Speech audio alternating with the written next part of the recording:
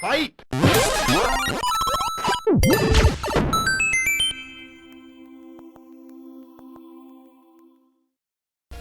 Hey everybody, Ito here from Retroware.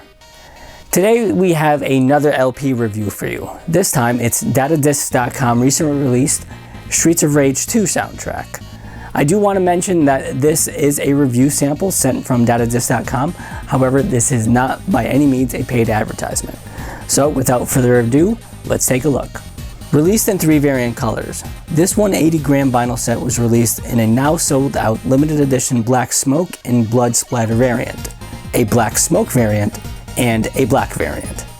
The retail price of these sets is €24.99 for the color variant versions and €22.99 for the standard black. All color variants come in the same packaging.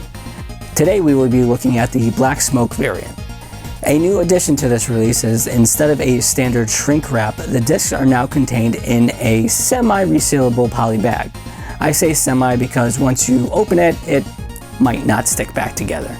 Even with that said, I find these bags to be a very welcome addition. The front and back art on the set is the same that you would find on the original US release of the game.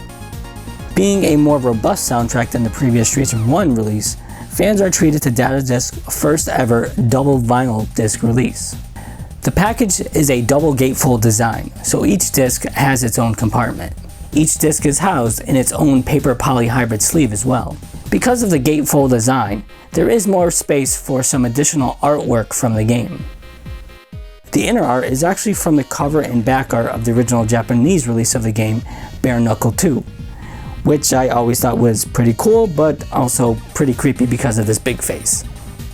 Also included in the set are 2 lithograph prints of archival artwork from the game.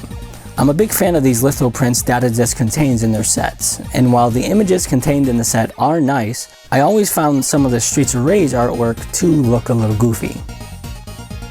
Maybe instead of including the game's cover art, using a less seen image like the one included of the bad guy group shot would have been a nice touch. One thing that would be nice to see in these vinyl soundtrack releases is a digital download code. While Datadisc's primarily focus will always be physical releases, they are looking at the possibility to include digital download codes with their future releases. It's just something they don't have the rights to do as of now.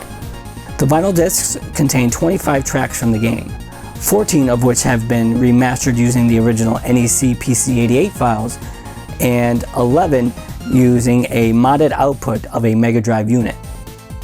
All remastered tracks were done by Sean Crook, who's done most of Datadisc's remasters to date, in collaboration and approved by one of the original game's composers, Yuzo Koshiro.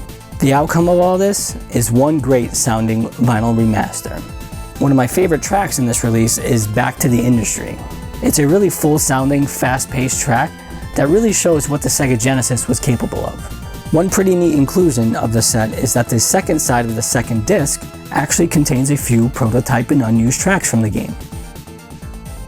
Streets of Rage 2's soundtrack is a worthy successor to the original, and in my opinion is a more robust and developed one.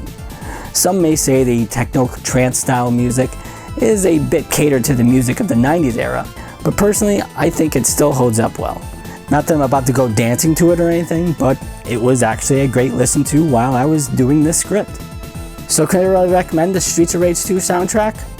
Personally, music content-wise, it's one of my favorite soundtracks, and it's neck and neck with Datadisc's previous release of Shinobi 3, so music content-wise, I do recommend it. Packaging, Datadisc have yet to do anything bad with their packaging. It's actually really good, and I do wish the lithograph pictures included were a little bit different, but that's me being nitpicky.